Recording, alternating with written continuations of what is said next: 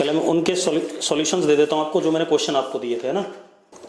चलो सबसे पहले क्वेश्चन लेते हैं। दो वायर हैं A B and C D, ठीक है, इतनी बात। Each of length 1 metre carrying total charge 0.2 microcoulomb each are placed as shown in figure, ठीक है। And B and C are separated by 1 metre. Determine the value of electric field intensity at mid point. चलो देखो एक minute, मेरे पास एक wire ये है,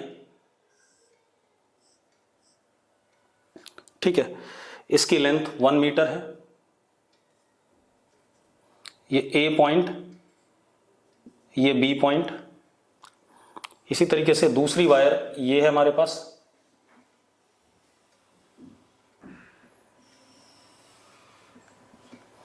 सी डी, इसका लेंथ भी 1 मीटर, ठीक है, इतनी बात।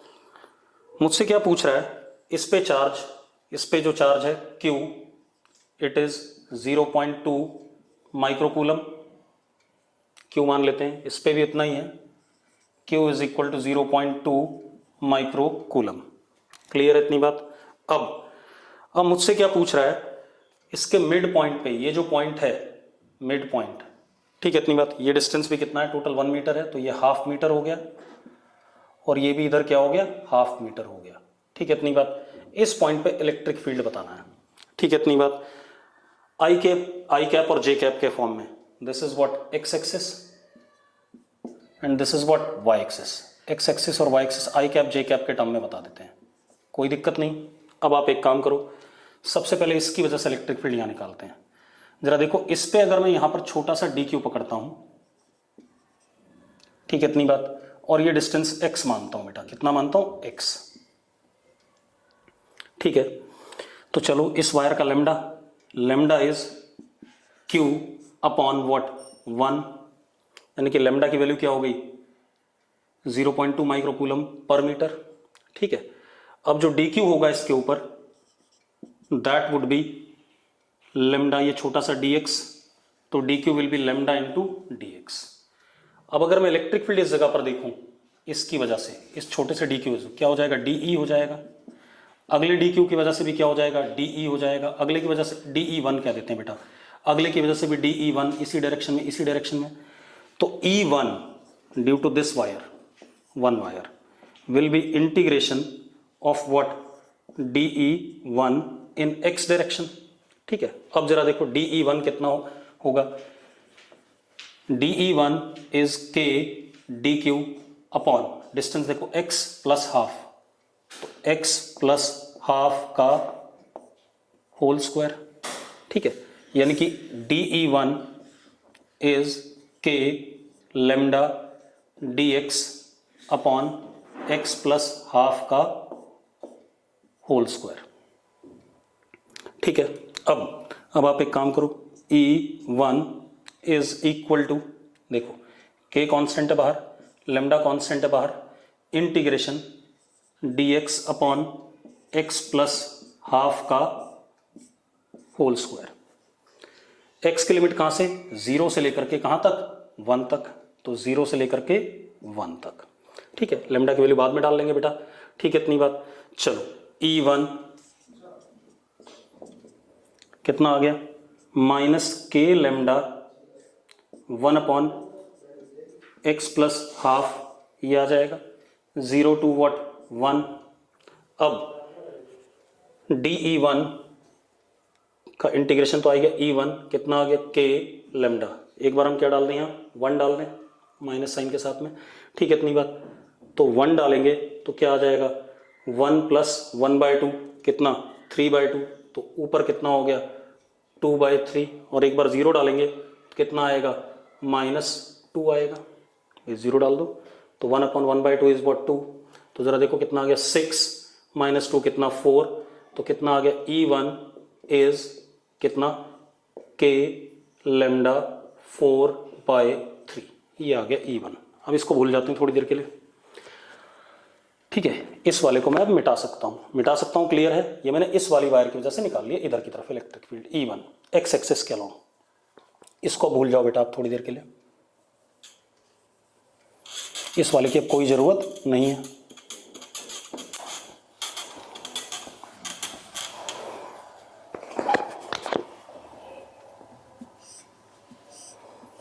अब इसकी वजह से आ जाओ बेटा, इसका ये डिस्टेंस r कितना है, हाफ है, लेमडा इसका भी सेम है, q/1, ठीक है, इतनी बात। अब आप एक चीज देखो, अगर हम अल्फा एंगल देखें तो अल्फा इज व्हाट, 0, और ये वाला एंगल अगर हम बीटा देखें, बीटा इज व्हाट, जरा देखो साइन बीटा देखते हैं बेटा पहले। Sine beta is what, perpendicular upon hypotenuse, तो साइन बीटा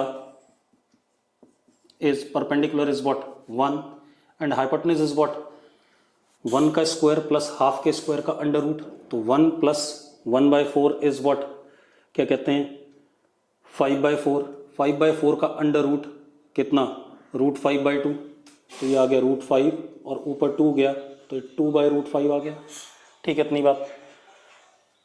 कॉस बीटा की बात करते हैं, cos beta is what, cos beta is how much, base 1/2 upon √5/2, तो √5/2 करोगे तो क्या आएगा 1/√5, ये आ गया हमारे पास। अब इलेक्ट्रिक फील्ड इसकी वजह से क्या होगी, एक तो E पैरेलल और एक क्या E परपेंडिकुलर। अब E parallel is 2k lambda upon r, r is what half,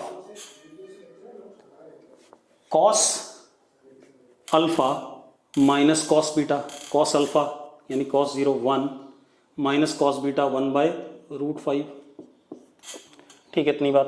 तो कितना हो गया, E parallel is 4k lambda 1 minus 1/√5। इसी तरीके से E perpendicular is what 2k lambda upon r 1/2, ठीक है। Sine alpha plus sine beta, तो sine alpha is 0 and sine beta is what 2/√5। देखो जरा बेटा, ये 2 से 2 कट गया, तो E perpendicular is 2k lambda upon √5, ये आ गया। चलो अब जरा देखते हैं, ये एक्स एक्सिस था हमारे पास,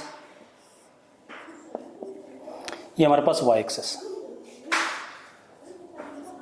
ठीक है। तो अब जरा देखो 4/3 इज 1.33 एंड 2/√5, इन दोनों में से कोई एक बड़ा या छोटा होगा, वो आप डिसाइड कर लोगे। तो जो एक्स एक्सिस के अलॉन्ग इलेक्ट्रिक फील्ड होगा, ठीक है, इतनी बात, वो किधर की तरफ होगा, इधर की तरफ, क्योंकि E परपेंडिकुलर माइनस E1 ये आ जाएगा, और इधर की तरफ क्या आ जाएगा E पैरेलल, क्योंकि E परपेंडिकुलर बड़ा है किससे, E1 से, तो इधर की तरफ आ जाएगा। तो कर लोगे, E परपेंडिकुलर ये रहा, E1 ये रहा, आप दोनों को सब्ट्रैक्ट करके -i कैप में आ जाएगा, और E पैरेलल जो हमने निकाला हुआ है ये रहा, कितना आ जाएगा, क्या कहते हैं J कैप के अलॉन्ग। क्लियर है, कोई दिक्कत है इसमें, कोई इशू नहीं है। अगला क्वेश्चन देख लेते हैं बेटा, मिटा दें इसे। अगला क्वेश्चन बेटा देखो हमारे पास क्या है, अगला क्वेश्चन क्या है हमारे पास एक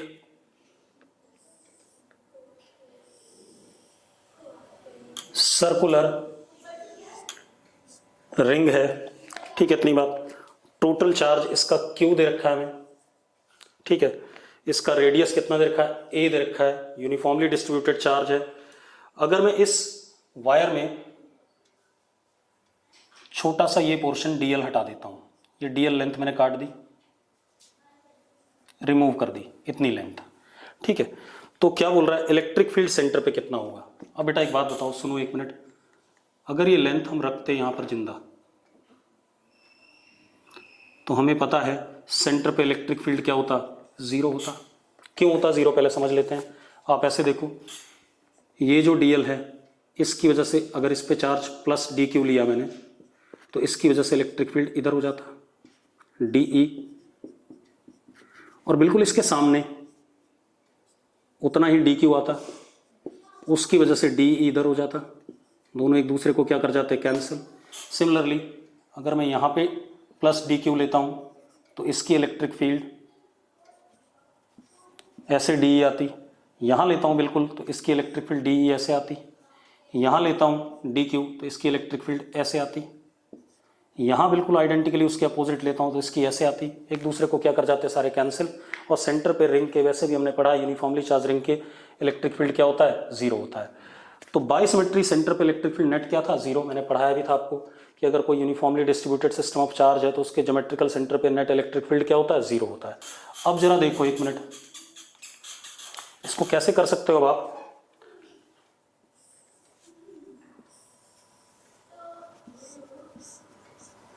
क्या करो, आपने डीएल रिमूव कर दिया मान लो, ठीक है।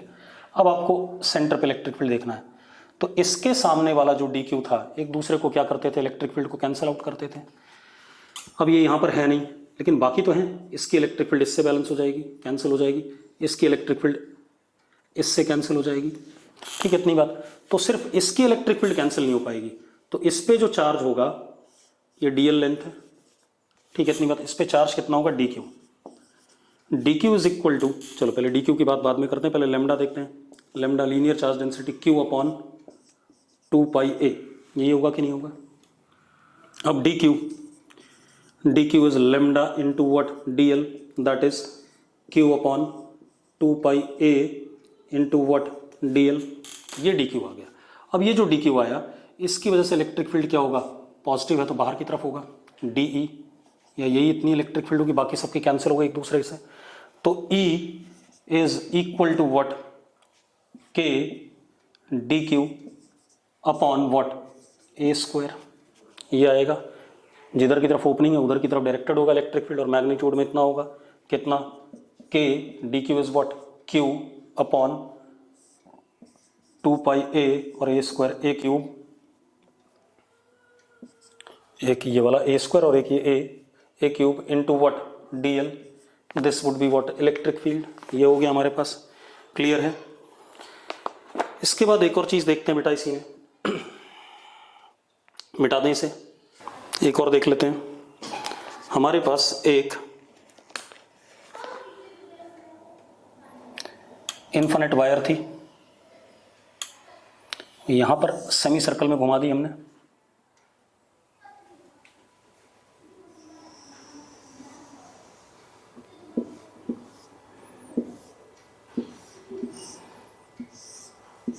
ऐसे करके स्ट्रेट इन्फिनिटी की तरफ निकल गया ऐसे।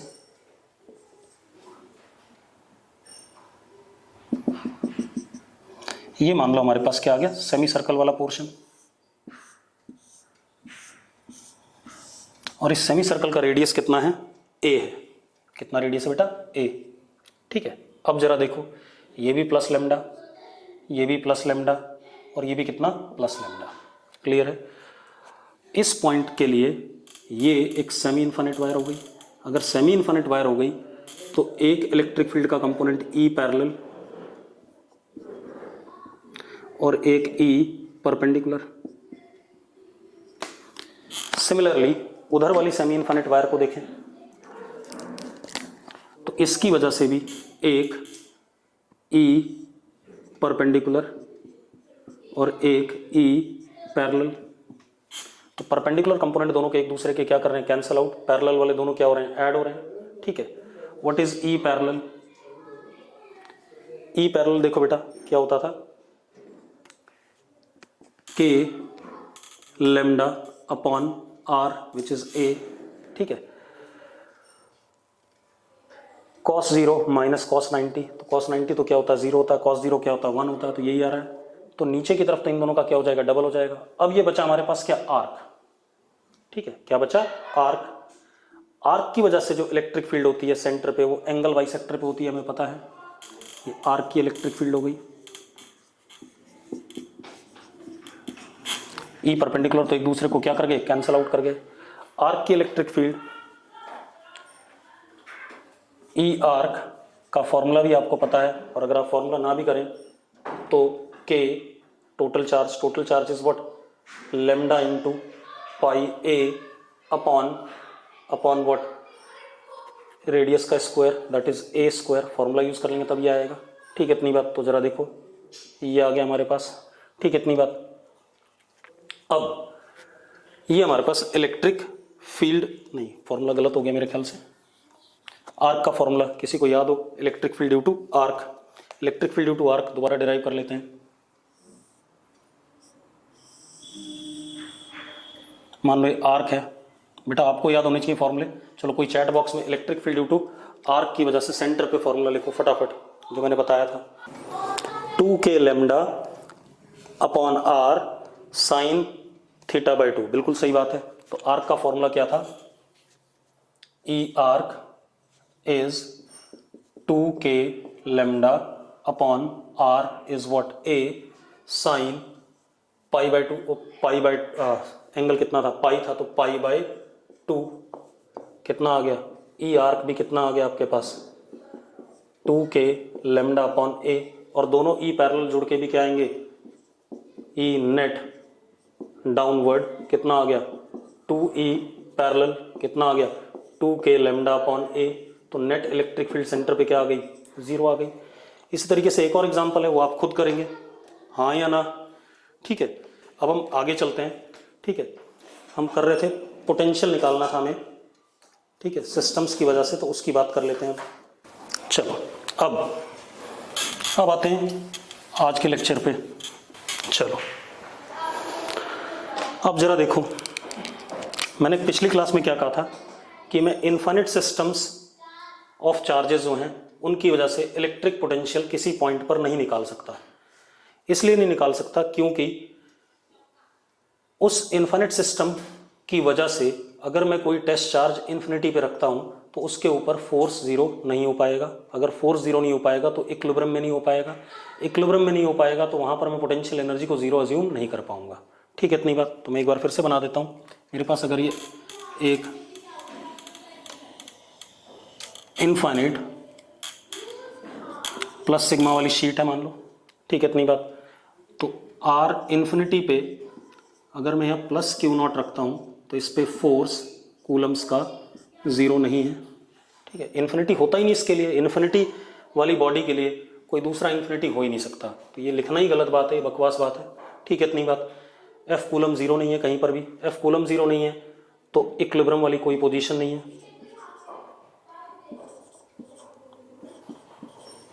कोई इक्विलिब्रियम पोजीशन नहीं है तो हमारे पास u इज नॉट 0 एनीवेयर, हम कहीं अज्यूम भी नहीं कर पाएंगे। ठीक है, और हम अगर अज्यूम नहीं कर पाएंगे तो पोटेंशियल एट r की डेफिनेशन क्या थी? माइनस dwc इंटीग्रेशन इन्फिनिटी से किसी भी पॉइंट पे अपॉन q नॉट, और ये किसके बराबर था? u at r minus u at infinity upon q nought. ये चीज़ नॉट डिफाइंड है, इसके बारे में हम कुछ कह ही नहीं पा रहे हैं। तो अगर हमें ये नहीं पता है तो मैं कभी भी वी आर नहीं निकाल पाऊंगा। ठीक है, इतनी बात। तो अब हम करेंगे क्या? तो ऐसे सिस्टम के लिए बेटा, ठीक है, ऐसे सिस्टम के लिए हम एब्सोल्यूट पोटेंशियल नहीं निकाल सकते। किसी भी इनफाइनाइट सिस्टम के लिए हम क्या निकालेंगे? Potential difference. तो क्या कहानी है हमारे पास? देखो, जो हमारी डेफिनेशन है पोटेंशियल की v एट आर, वो क्या है? Minus dw conservative upon q nought infinity से किसी भी पोजीशन r पे। This is also equal to u at r minus u at infinity upon q nought. यही है या नहीं? ठीक है, इतनी बात। For finite system of charge, for finite system of charge we can calculate, we know, we have assumed, we can calculate, we have assumed u at infinity to be 0. Therefore, we can calculate v at r। किसके लिए? Finite system के लिए। ठीक है, इतनी बात। For मतलब हम एब्सोल्यूट पोटेंशियल कैलकुलेट कर सकते हैं फाइनाइट सिस्टम के लिए। Absolute potential finite system of charge के लिए। लेकिन for infinite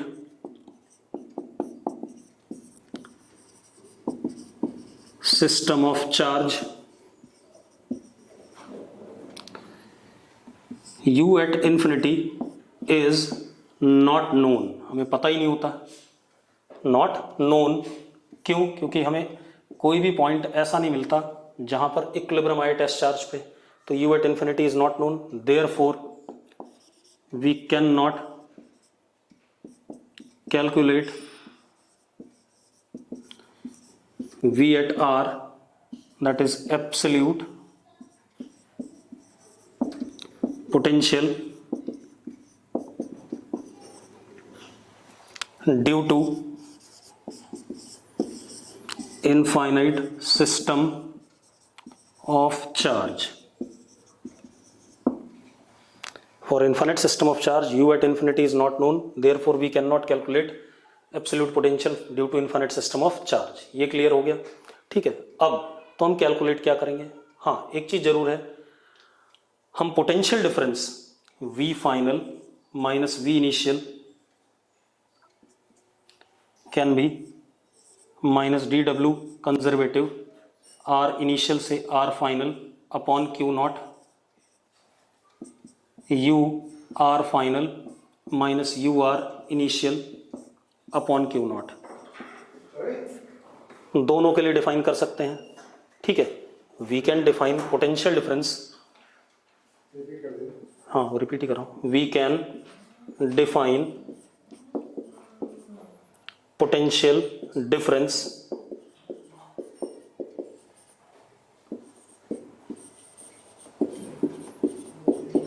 between any two points in space for any type of charge system, चाहे वो फाइनाइट हो चाहे इनफाइनाइट हो, कोई फर्क नहीं पड़ता है। ठीक है, इतनी बात। अब मैंने पिछली क्लास में आपको पोटेंशियल और इलेक्ट्रिक फील्ड में रिलेशन बताया था, उसको रिकैप कर लेते हैं। मैंने क्या बताया था कि potential difference between any two points is defined as what, minus E dot D R, बताया था कि नहीं बताया था? तो हम ये कह सकते हैं D V is equal to what, minus E dot D R. मैंने ये भी कहा था इलेक्ट्रिक फील्ड की डायरेक्शन में पोटेंशियल घटता है, ये इलेक्ट्रिक फील्ड के साथ में अक्यूट एंगल बन रहा हो तो पोटेंशियल घटता है, ऑब्ट्यूज एंगल बन रहा हो तो बढ़ता है। हाँ, 0 डिग्री एंगल हो तो मैक्सिमम रेट से घटता है, 180 डिग्री एंगल हो तो मैक्सिमम रेट से बढ़ता है। अब हम क्या करेंगे, कुछ सिस्टम ऑफ चार्जेस की, इनफिनिट सिस्टम ऑफ चार्जेस की वजह से पोटेंशियल डिफरेंस निकालेंगे, क्योंकि हम एब्सोल्यूट पोटेंशियल तो निकाल नहीं सकते, तो पोटेंशियल डिफरेंस निकाल लेते हैं। तो potential difference due to infinite thin straight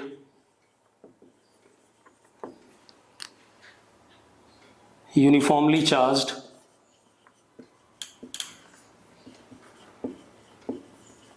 wire,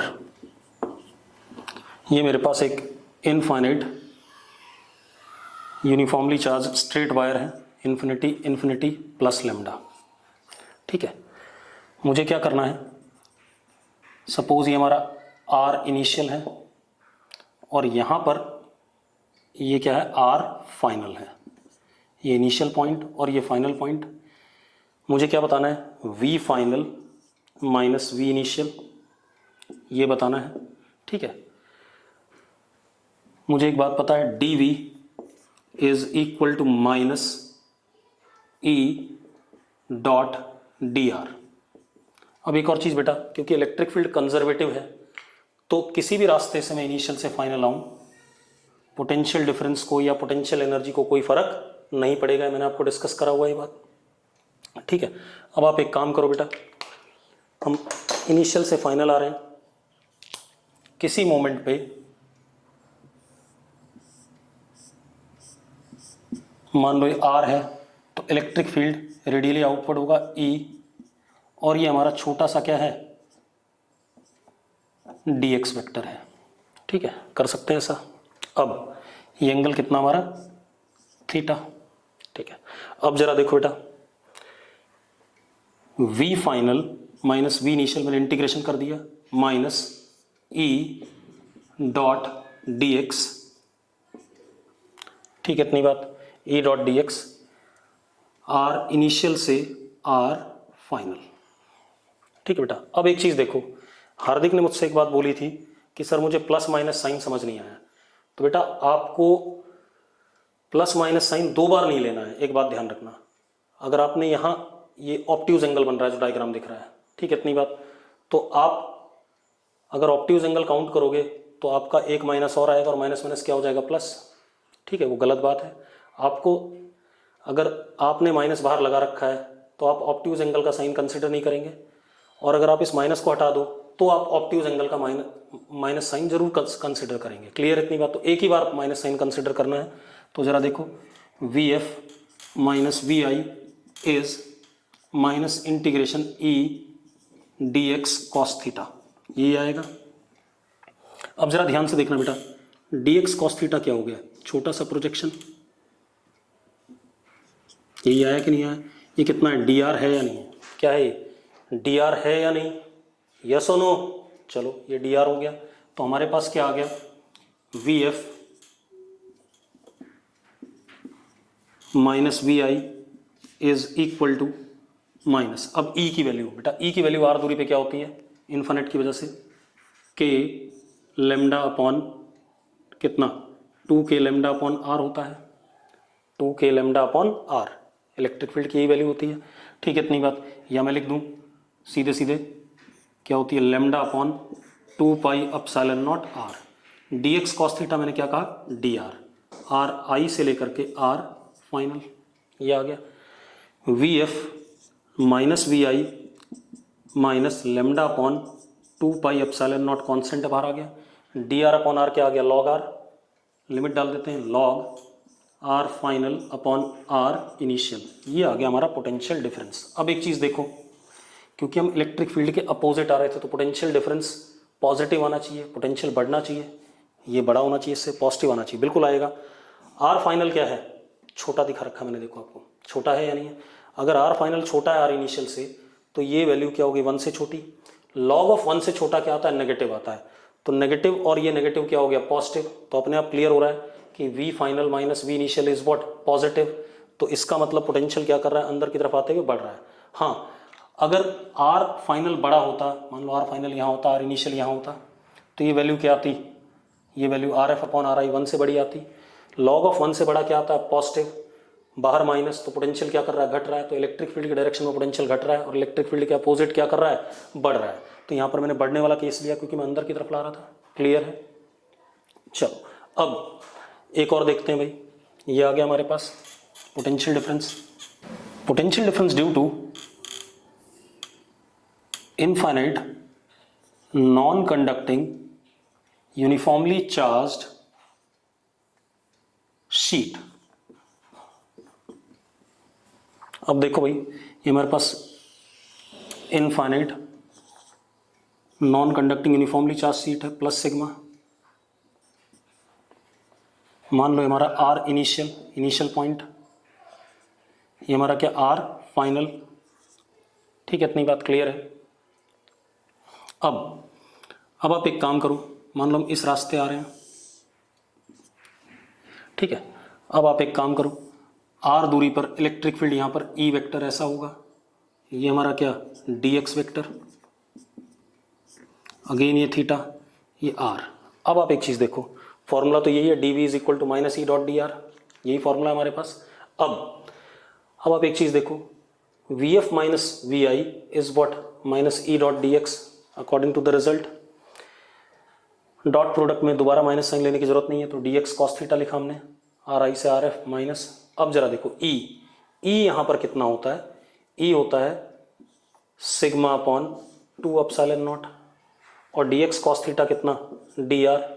तो अब जरा देखो, V F minus V I is minus sigma upon 2 epsilon nought बाहर, डी आर क्या हो जाएगा, R F minus R I, भाई आर आएगा उसका integration, upper limit minus lower limit. अब जरा देखो, अगर आर एफ आर आई से छोटा है तो ये वैल्यू क्या आएगी, नेगेटिव, और बाहर नेगेटिव क्या आ गया, पॉजिटिव, मतलब इलेक्ट्रिक फील्ड के अपोजिट आने पे पोटेंशियल क्या कर रहा है, बढ़ रहा है। और अगर आर एफ बड़ा होता तो ये आता पॉजिटिव और बाहर नेगेटिव तो क्या जाता नेगेटिव। तो अगर इलेक्ट्रिक फील्ड के डायरेक्शन में हम जाते हैं तो पोटेंशियल क्या कर रहा है, घट रहा है, अपने आप रिजल्ट में आएगा वो। क्लियर है इतनी बात। तो ये हमारे पास आ गया, क्या कहते हैं, पोटेंशियल डिफरेंस इनफाइनाइट सिस्टम्स की वजह से अगर हमें निकालना पड़े तो हम कैसे निकालेंगे। क्लियर है इतनी बात। अब हम आते हैं थोड़ा सा अलग बात पे। इलेक्ट्रिक पोटेंशियल फिर से अब फाइनाइट सिस्टम्स की वजह से निकाल रहा हूं। मैंने किस किस की वजह से निकाल दिया था, पॉइंट चार्ज, आर्क और क्या कहते हैं, रिंग की वजह से। ठीक है इतनी बात। अब electric potential due to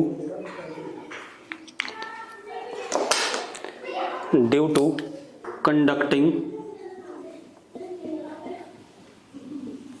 charged या due to charged conducting sphere, due to charged conducting sphere. ठीक है, electric potential due to charged conducting sphere. ठीक है, अब हमारे पास एक स्फीयर है, कंडक्टर है और कैसा है, चार्ज्ड है। ठीक है बेटा, कंडक्टर स्फेरिकल है और कैसा है, चार्ज्ड है। तो रेडियस इसका कितना, आर। हमने जो भी चार्ज दिया कहाँ पर आएगा, सरफेस पे, ये भी हमें पता है क्योंकि कंडक्टर है। कंडक्टर का सारा एक्सेस चार्ज कहाँ आता है, सरफेस पे। सपोज मैंने चार्ज प्लस क्यू दिया तो this will appear on surface of conductor. अब ये बात बताने की जरूरत नहीं है, आपको पता है। This will appear on surface of conductor. और कैसे, with uniform surface charge density, with uniform surface charge density. कैसे आएगा, with uniform surface charge density. क्यों, क्योंकि रेडियस ऑफ कर्वेचर हर जगह क्या है, सेम है। अब कुछ बातें मुझे जो पहले से पता है, मुझे एक बात और पता है, किसी भी x दूरी पे अंदर कंडक्टर के इलेक्ट्रिक फील्ड क्या होती है, जीरो। पढ़ा हुआ है मैंने, पढ़ाया आपको। और बाहर कितना होता है x दूरी पे, E अगर पॉजिटिव चार्ज है रेडियली आउटवर्ड, कितना, E is k q upon x square. यही पढ़ा है कि नहीं पढ़ा है। अब हमें पोटेंशियल निकालना है बेटा। ठीक है इतनी बात। तो अब हम क्या करते हैं, सबसे पहले बाहर किसी पॉइंट पे पोटेंशियल निकाल लेते हैं। ठीक है, तो अब मुझे पता है ये फाइनाइट सिस्टम है। फाइनाइट सिस्टम है तो u at infinity is zero. u at infinity is what, zero. अब v at r is equal to u at r minus u at infinity upon what, q nought. यही है कि नहीं है, और ये चीज जीरो है। तो v at r is equal to u at r upon what, q nought. क्योंकि ये सारा चार्ज बाई सिमेट्री हम कहाँ मानते हैं, सेंटर पे। ठीक है इतनी बात। तो पोटेंशियल एनर्जी अगर मैं यहाँ टेस्ट चार्ज रखता हूँ q नॉट, तो पोटेंशियल एनर्जी कितनी हो जाएगी, k q not upon r। और ये q नॉट से q नॉट क्या कर जाएगा, कट जाएगा। तो v एट r बाहर किसी भी पॉइंट पे कितना आ गया, k q upon r। This is if r is greater than और equal to capital R। Clear इतनी बात। अब सरफेस पे कितना हो जाएगा, v on surface, small r की वैल्यू क्या हो जाएगी, कैपिटल R हो जाएगी। तो कितना हो गया, k q upon capital R। यहां तक हो गया। अब हमें अंदर बात करनी किसी पॉइंट पे। ठीक है, v at surface is k q upon r, ये हमें पता है। अब मुझे एक बात और पता है, dv is equal to minus e dot dr, पता है ये बात। तो v इनसाइड किसी भी पॉइंट पे minus v on surface is equal to minus e dot dr। ठीक है इतनी बात। सरफेस से लेकर के अंदर किसी भी पॉइंट पे x पे। ठीक है बेटा, अब एक मजेदार बात देखो, जब मैं सरफेस से अंदर आ रहा हूँ कैसे भी किसी भी रास्ते से, तो यहां हर पॉइंट पे E इनसाइड, ये E इनसाइड कर दें, E इनसाइड इज व्हाट 0। तो ये क्वांटिटी क्या हो गई, E इनसाइड क्या है 0। अगर डॉट प्रोडक्ट में एक वेक्टर नल वेक्टर हो तो रिजल्टेंट क्या हो जाता है, नल वेक्टर। तो ये पूरा क्वांटिटी इधर क्योंकि ये 0 है तो क्या आ जाएगा, 0 आ जाएगा। तो V inside is minus VS is equal to क्या आ जाएगा, 0। तो V इनसाइड किसी भी पॉइंट पे कितना आ रहा है, सरफेस के पोटेंशियल के बराबर। तो V inside is equal to K Q upon capital R। मतलब if R is less than और इक्वल टू कैपिटल R, तो हर पॉइंट पे अंदर क्या है, पोटेंशियल क्या है, सेम है। तो कंडक्टर के अंदर हर पॉइंट पे पोटेंशियल क्या होता है, सेम होता है जो सरफेस पे होता है। हाँ, बाहर पोटेंशियल जरूर घट रहा है, कैसे, 1/r के हिसाब से। अब अगर मैं ग्राफ बनाऊं इसका वेरिएशन का,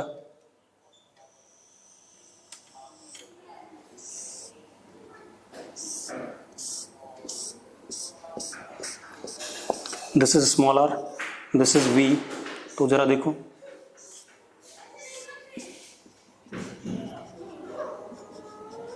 potential R equal to capital R तक क्या था, कांस्टेंट था। उसके बाद कैसे घट रहा है,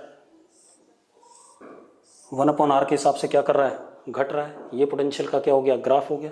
क्लियर है। This is potential due to spherical conductor. Inside पूरा क्या रहेगा, कांस्टेंट रहेगा, कितना रहेगा, KQ/R। और बाहर 1/r के हिसाब से क्या करेगा, घटेगा। क्लियर है। ठीक है, ये हो गया potential due to any spherical conductor. यहीं पर एक काम और कर सकते हैं, potential due to uniformly charged non conducting spherical shell. अगर मेरे पास एक uniformly charged non conducting spherical shell है, ठीक है, तो अब सारा चार्ज कहाँ होगा, शेल है तो सारा चार्ज कहाँ होगा, सरफेस पे और यूनिफॉर्मली। ठीक है, इतनी बात। तो सारा चार्ज सरफेस पे है और कैसा है, ऑन सरफेस गिवन है। नॉन कंडक्टर में हमें देना पड़ता है चार्ज कैसा है, ऑन सरफेस दे रखा है, और कैसा है, यूनिफॉर्मली है। तो एक बात बताओ बेटा, ये अरेंजमेंट और पिछला कंडक्टर वाला अरेंजमेंट, उनमें कोई अंतर नहीं है। अब कोई अंतर नहीं है तो पोटेंशियल में भी कोई अंतर नहीं आएगा। अगर ऐसे अरेंजमेंट के लिए अंदर इलेक्ट्रिक फील्ड क्या थी, 0, बाहर क्या थी, KQ/x²।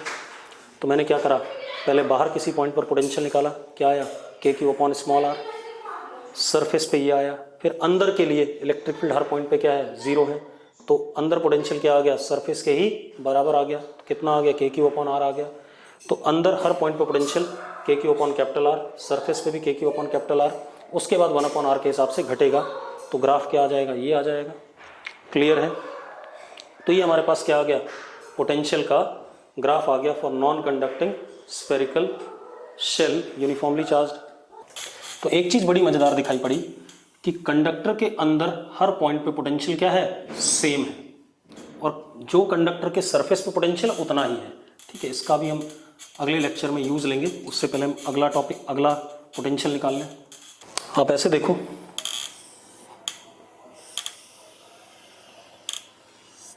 मैं एक चीज बता दूं आपको, if this is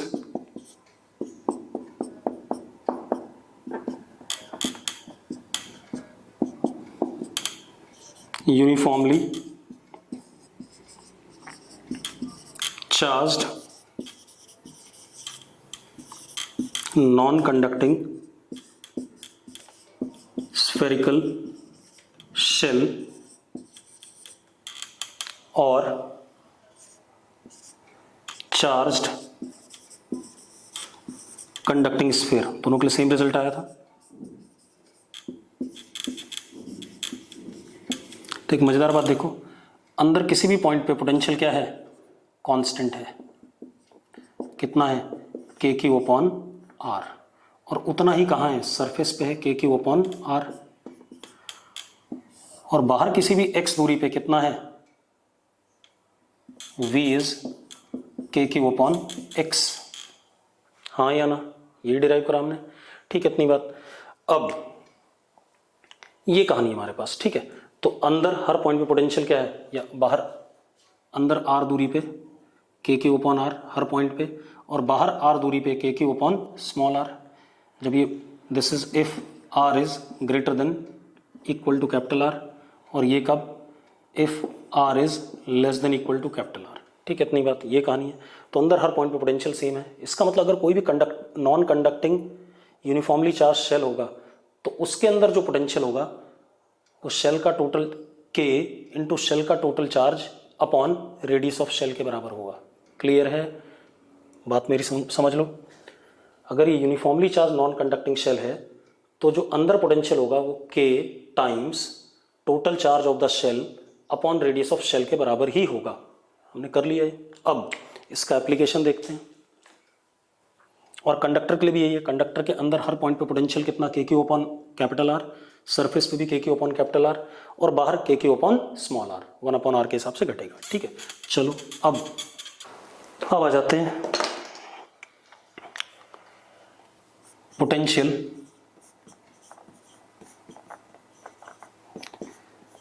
due to uniformly charged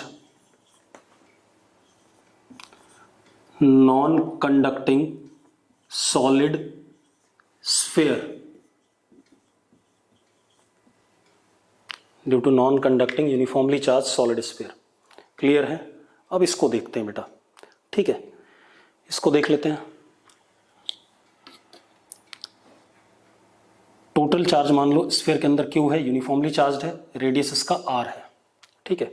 तो वॉल्यूम चार्ज डेंसिटी क्या हो जाएगी, Q upon 4/3 pi R cube, क्योंकि नॉन कंडक्टिंग है तो अंदर चार्ज होगा, सॉलिड स्फीयर है, और ये कैसा है, यूनिफॉर्म है। अब इसको करते हैं बेटा।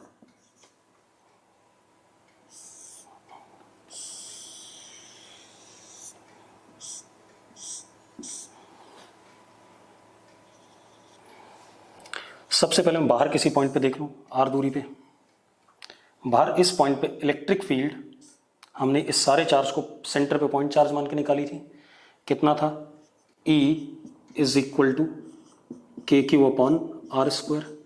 तो पोटेंशियल भी हम, सारा चार्ज यूनिफॉर्मली डिस्ट्रीब्यूटेड है, सेंटर पे मान सकते हैं, सेंटर पे मान सकते हैं। तो पोटेंशियल इज के क्यू अपॉन स्मॉल आर।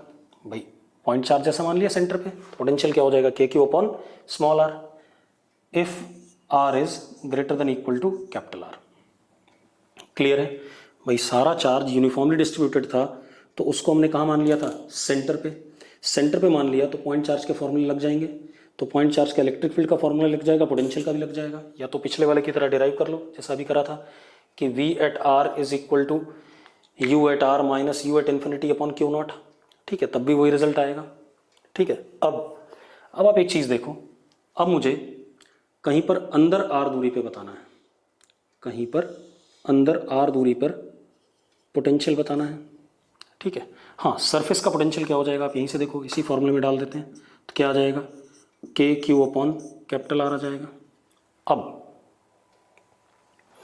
ये कहानी है, अंदर किसी जगह पर आर दूरी पर पोटेंशियल बताना है V, ठीक है। अब आप एक काम करो बेटा, आप ऐसे देखो,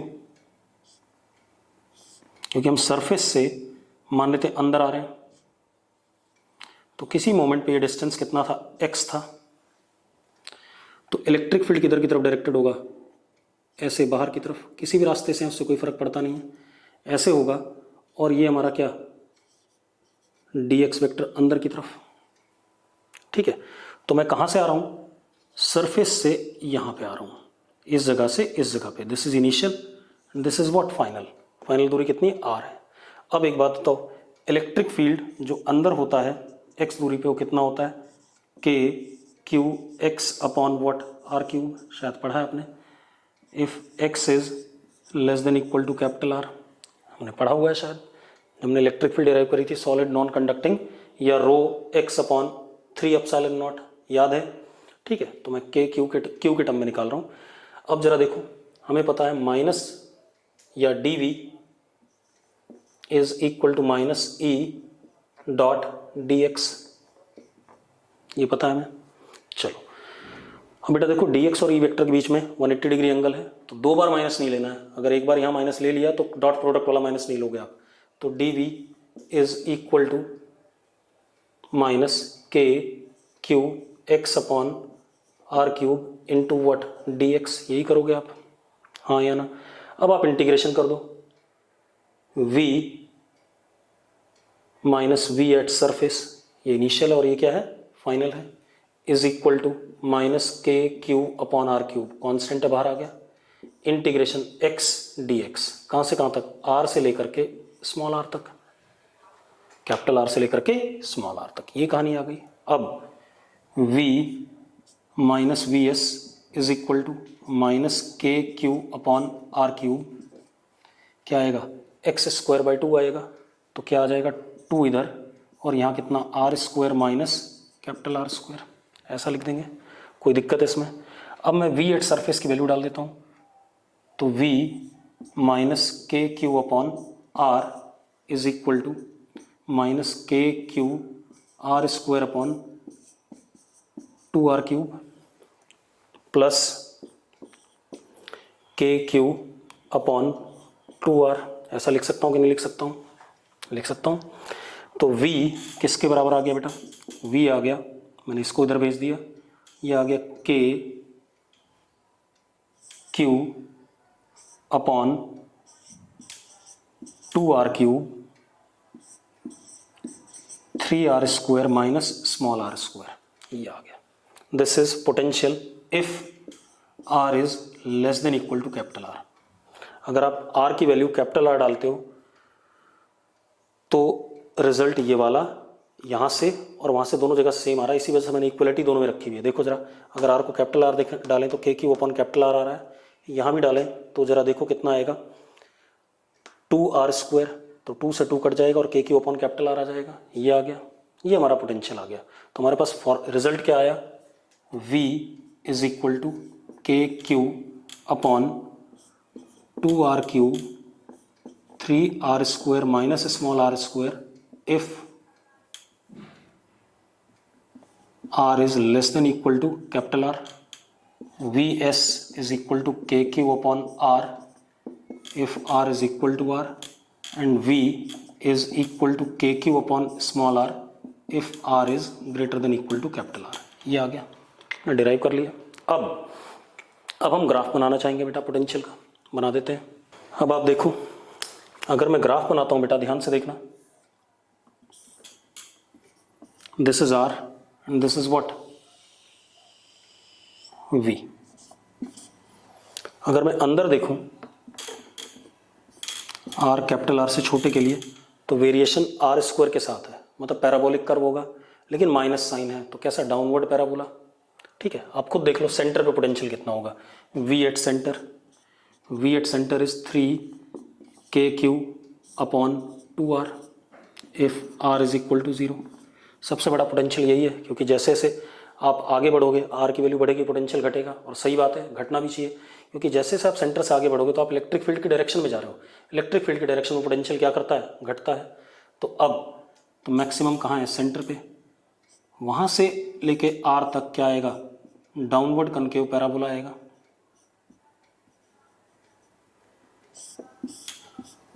उसके बाद वेरिएशन क्या आएगा, चलो यहाँ पर क्या आ गया, 3 के क्यू अपॉन 2r, और ये सरफेस आ गया, सरफेस पे पोटेंशियल कितना, के क्यू अपॉन आर।